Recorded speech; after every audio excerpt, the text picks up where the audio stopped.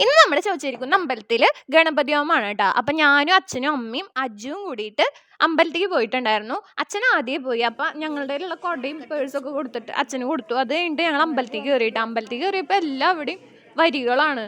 ഓരോ പ്രതിഷ്ഠയിലേക്ക് കയറാനും വരികളാണ്. അങ്ങനെ ഞങ്ങൾ എല്ലാ വരികളിലും നിന്ന് എല്ലാ പ്രതിഷ്ഠയിലും പ്രാർത്ഥിച്ചിട്ടാണ് പോകുന്നത് കേട്ടോ. എന്നിട്ട് പുറത്തേക്ക് ഇറങ്ങിയപ്പോൾ നമ്മൾ ഗണപതി ഹോമത്തിൻ്റെ അവിടേക്കാണ് നേരെ പോയത്. ഗണപതി ഹോമത്തിൻ്റെ അവിടെ പൂ ഇങ്ങനെ തലയിൽ ചുറ്റിയിട്ട് ഗണപതി ഹോമത്തിൽ ഇടണം. എന്താ ഹോമം ചെയ്യണ ആ തീയിൽ ഇടണം. അപ്പോൾ ഞങ്ങളെല്ലാവരും ഞാനും അജ്ജും അമ്മയും അങ്ങനെ ചെയ്തിട്ട് പുറത്തേക്ക് ഇറങ്ങുമ്പോൾ നമുക്ക് പ്രസാദം കിട്ടും. ഗണപതി ഹോമത്തിൻ്റെ മറ്റേ നാളികേരക്കൊത്തൊക്കെയുള്ള പ്രസാദമില്ലേ, അതാണ് നമ്മളുടെ മെയിൻ ഒബ്ജക്റ്റ്. എനിക്കത് ഭയങ്കര ഇഷ്ടമാണ് കേട്ടോ.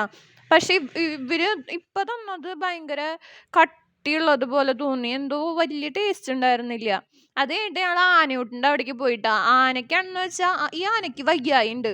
അതിൻ്റെ ഒരു കണ്ണിന് പ്രശ്നമാണ്. ഒരു കണ്ണ് വെള്ള കളറായിട്ടുണ്ട്. ലെഫ്റ്റിലത്തെ കണ്ണില്ലേ, അതിന് എന്തോ പറ്റിയിട്ടുണ്ട്.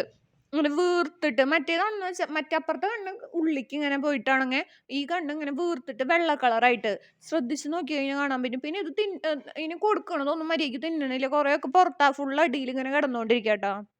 എനിക്കാണെന്ന് വെച്ചാൽ ആനേനെ തൊടണം എന്ന് നല്ല ആഗ്രഹം ഉണ്ടായിരുന്നു. പക്ഷെ ഇവിടെയൊക്കെ നിറച്ച് ആനയൂട്ട് കൊടുക്കാൻ ഫുഡ്, അതിന് കരിമ്പും പിന്നെ എന്താ വാട്ടർ മെലണും അങ്ങനത്തെ സാധനങ്ങളൊക്കെ കൊടുക്കണം. അത് കൊടുക്കാനായിട്ട് നിറച്ച് ആൾക്കാരുണ്ട്. അപ്പോൾ നമ്മളിനൊന്നും അടുപ്പിക്കണില്ല. അത് കാരണം ഞാൻ തൊട്ടൊന്നുമില്ല. പിന്നെ അമ്പലത്തിൽ കുറച്ച് നേരം നിന്നിട്ട് അജുനാണെന്ന് വെച്ചാൽ വീട്ടിൽ പോകാമെന്ന് പറഞ്ഞു തുടങ്ങി.